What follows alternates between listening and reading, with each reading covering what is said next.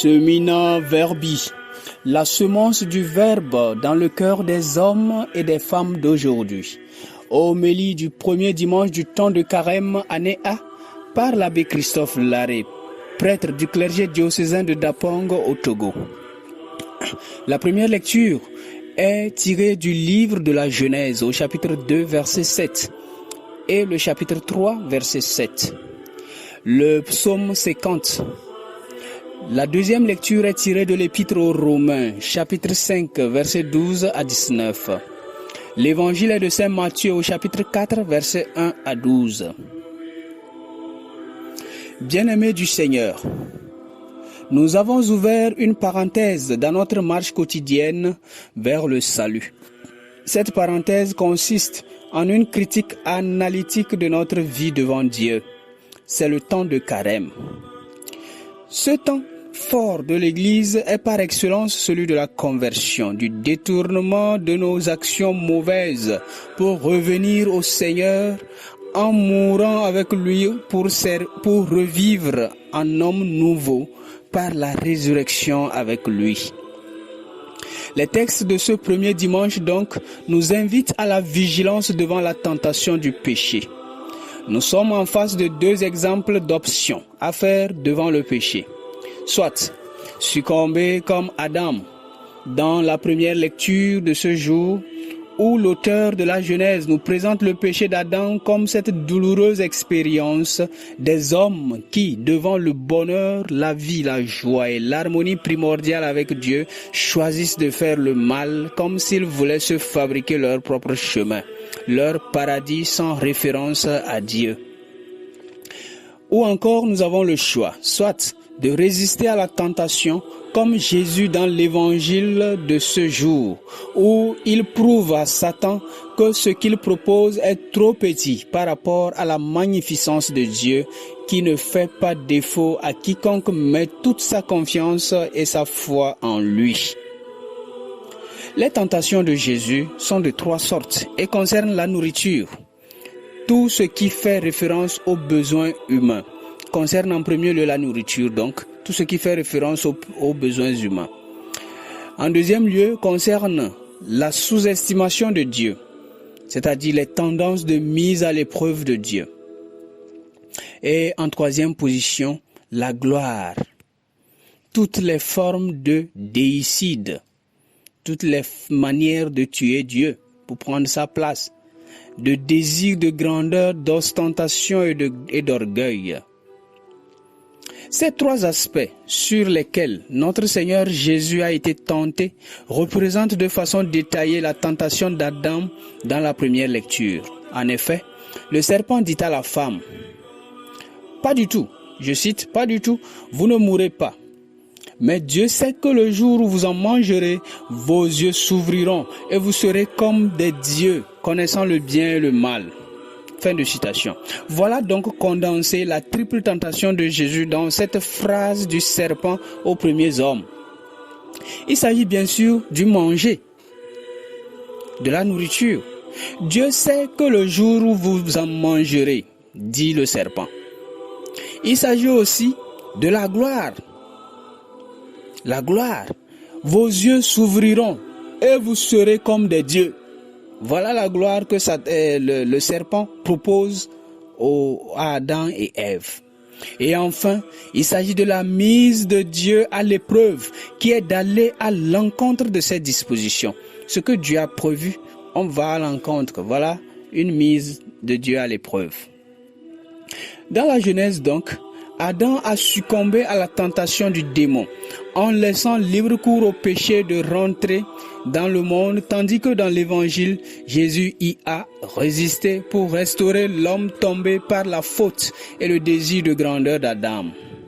Ainsi, déclare saint Paul dans la deuxième lecture, je cite, « Si, à cause d'un seul homme, par la faute d'un seul homme, la mort a régné, combien plus à cause de Jésus-Christ et de lui seul régneront-ils la vie, ceux qui reçoivent en plénitude le don de la grâce qui les rend justes. » Fin de citation. Eh bien, mes amis, voilà le point intéressant dans l'histoire du salut.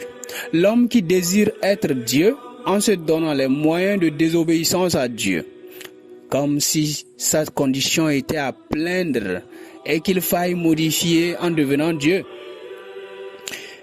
Et Dieu qui devient homme.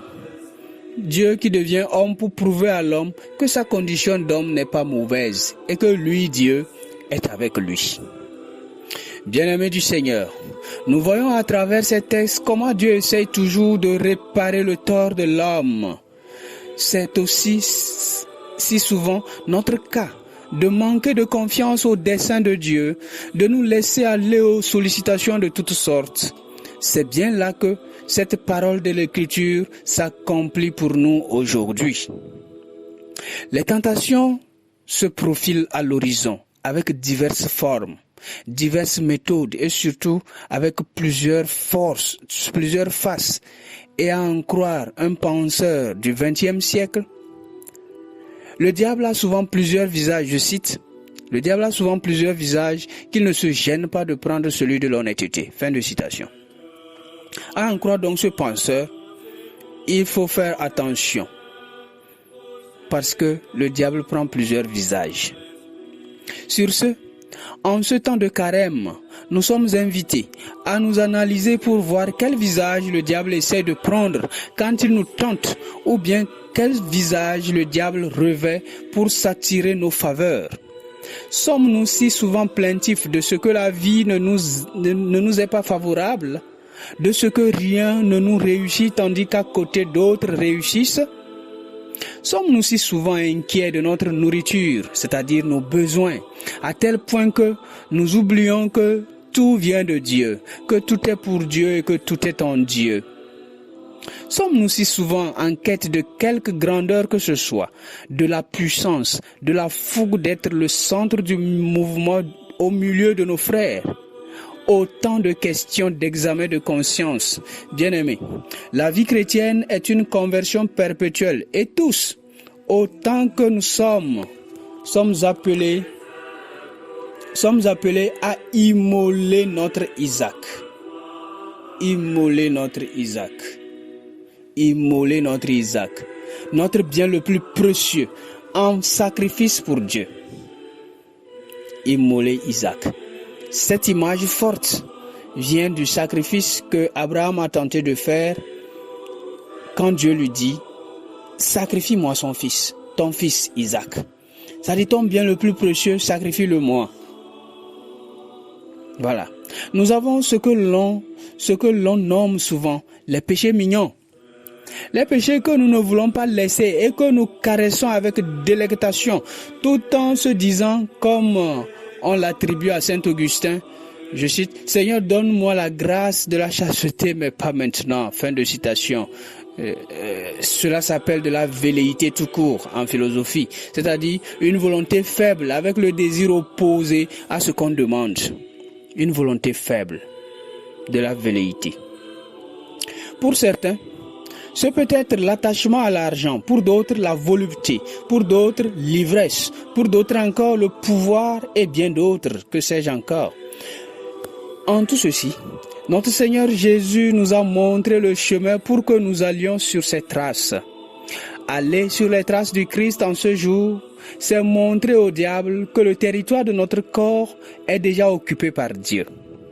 En face d'une tentation, nous pouvons entendre souvent comme une voix biblique qui nous fait croire que notre désir est juste. Mais sachons-le, Satan connaissait les versets bibliques et les utilisait contre Jésus. Ainsi, convenons-nous qu'il peut en être de même pour nous. Si Satan a pu utiliser des versets bibliques contre Jésus, il peut de même faire en sorte que certains versets bibliques sonnent si bien dans nos oreilles pour nous conduire au péché.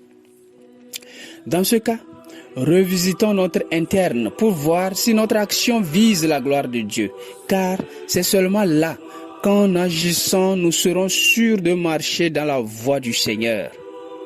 À l'opposé, nous pouvons aussi être des tentateurs pour les autres, c'est-à-dire nous présenter aux autres comme le diable l'a fait avec Jésus.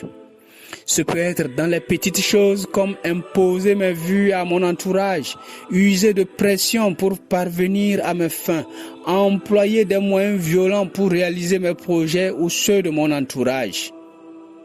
Ou encore, quand il nous arrive de bousculer l'ordre divin, le projet de Dieu dont la lenteur nous dérange. Oui, on peut se présenter devant nos frères comme le diable, avec le visage souriant en disant « Si tu fais ceci, je te donnerai ça. » Voilà, les petits diables ambulants. Refuser le péché et avoir un amour on ne peut plus grand pour Dieu. Un amour on ne peut plus grand. Tel doit être notre style de vie, à l'image et à la ressemblance de Jésus qui, tout fils de Dieu qu'il était, s'est soumis à l'épreuve de la fragilité humaine en sortant vainqueur à cause de son amour pour son Père qui parlait plus fort que l'attirance vers le péché et la folie des grandeurs. Quand ton amour pour Dieu est très fort, l'attirance vers le péché aussi diminue. Le mal, l'injustice sociale, faire du mal à son prochain, ça disparaît. Prions. Seigneur Jésus, aller au désert avec toi me permet de comprendre que ma fragilité peut être surmontée si ma volonté ne se limite pas à la velléité, qui trop souvent étouffe ma vie par des mirages, des choses brillantes, des besoins toujours grandissants, des appétits sans cesse inassouvis. Accorde-moi donc de cultiver la ferme volonté d'éviter le péché et de marcher humblement sur la voie du salut. Amen.